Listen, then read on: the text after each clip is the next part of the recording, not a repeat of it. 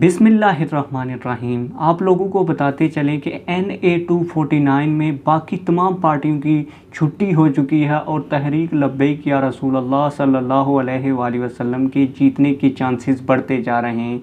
ये मैं अपनी तरफ से नहीं कह रहा।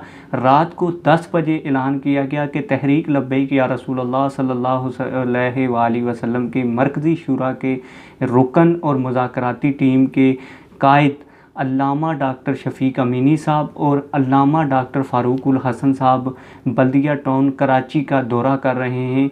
और आपको ये भी बताता चलूँ कि जब वो दौरा करने आ रहे थे तो सिर्फ़ 1 घंटे में लोगों को बताया गया। और एक और बात भी आपको ज़हन नशीन होनी चाहिए कि कोई भी पार्टी बड़ा जलसा नहीं कर सकती, क्योंकि कोविड और कोरोना यानी कि कोरोना वायरस की सिचुएशन में हुकूमत ने पाबंदी लगाई हुई है। फिर भी मैं आप लोगों को बताता चलूँ कि तहरीक लब्बैक या रसूल अल्लाह सल्लल्लाहु अलैहि वसल्लम के इस कार्नर मीटिंग में कितने लोग आए और कायदीन का कैसा इस्तकबाल हुआ, वीडियो में आगे चल के मैं आपको बताता हूं। लेकिन अगेन आप लोगों से एक रिक्वेस्ट है कि अगर आपने अभी तक हमारे चैनल को सब्सक्राइब नहीं किया तो चैनल को सब्सक्राइब कर दें, बेल ऑल नोटिफिकेशन ऑन कर दें, ताकि तहरीक लब्बैक पाकिस्तान NA 249 से आने वाली नई नई खबरें आप लोगों तक पहुँचती रहें। तो आप लोगों को बताते चलें कि 10 बजे ऐलान किया कि तहरीक लब्बैक या रसूल अल्लाह सल्लल्लाहु अलैहि वसल्लम के मरकज़ी कायद बल्दिया टाउन कराची में तशरीफ़ ला रहे हैं NA 249 में।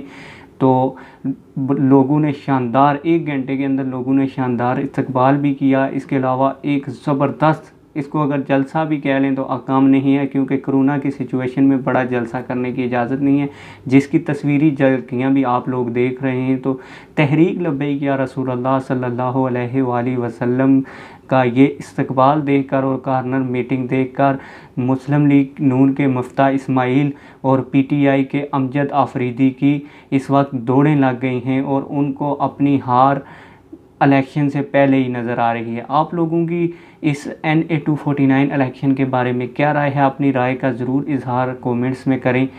अगर आपको हमारी ये वीडियो पसंद आई तो वीडियो को ज़रूर लाइक करें। वस्सलाम।